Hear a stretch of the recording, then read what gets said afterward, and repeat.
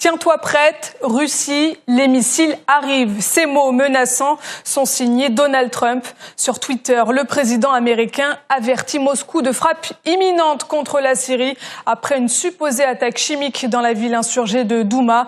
Une position ferme et agressive qui ne l'a pas toujours été. En 2013, alors que Barack Obama est au pouvoir, le milliardaire lui envoie plusieurs pics sur Twitter.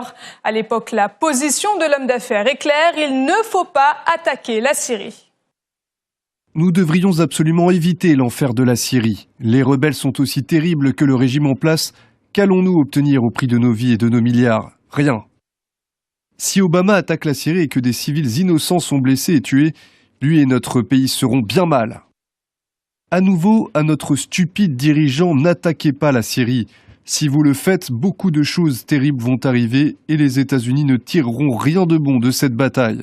Les Américains vont-ils intervenir en Syrie? La question a longtemps fait débat outre-Atlantique. Elle s'est concentrée en grande partie autour d'une déclaration faite par Barack Obama en 2012. Pour lui, l'utilisation d'armes chimiques par Bachar al-Assad franchirait une ligne rouge et aurait des conséquences énormes pour le gouvernement syrien. Une ligne rouge dont s'est moqué à plusieurs reprises Donald Trump. Le président Obama s'est fourré dans une très mauvaise posture en parlant de la Syrie qui franchit une ligne rouge. Bizarrement, il nie à présent avoir tenu ses propos. La seule raison pour laquelle Obama veut attaquer la Syrie, c'est pour ne pas perdre la face après ses déclarations complètement stupides sur la ligne rouge à ne pas dépasser. N'attaquez pas la Syrie, réparez l'Amérique. En juin 2015, Donald Trump annonce sa candidature aux primaires présidentielles du Parti républicain. Quelques mois plus tard, il accorde une entrevue à CNN et il le dit, Assad est une mauvaise personne, mais on peut trouver pire. Un an plus tard, la priorité de Donald Trump est simple, combattre Daesh.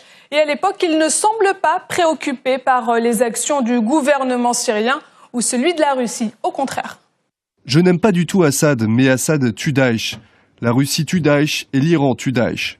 Lors du troisième débat à l'élection présidentielle, Donald Trump pose un rapprochement étonnant. Il compare tout simplement Bachar al-Assad à Hillary Clinton et Barack Obama.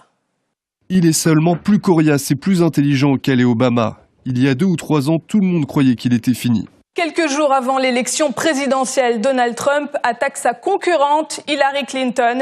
Il la met en garde sur les conséquences d'une éventuelle guerre en Syrie, un conflit qu'il semble à l'époque particulièrement redouté.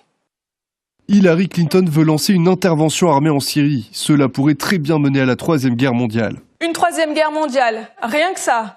Le 8 novembre 2016, il est élu président des États-Unis. Donald Trump le répète 3 jours plus tard, il n'a pas l'intention de s'engager militairement contre le gouvernement syrien. J'ai une vision différente de celle de plusieurs personnes en ce qui concerne la Syrie.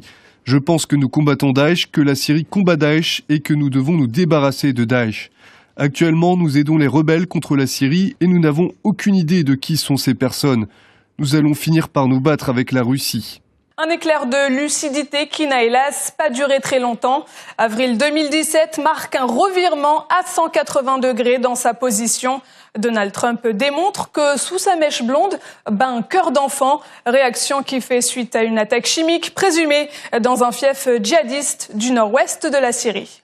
Mon attitude envers la Syrie et Assad a beaucoup changé. Cette attaque contre des enfants hier a eu un gros impact sur moi. Quand on tue des enfants innocents, des bébés innocents avec du gaz chimique aussi mortel, on franchit plusieurs lignes, on dépasse la ligne rouge. Une ligne, mais de quelle couleur? Ça ne vous rappelle pas quelque chose ?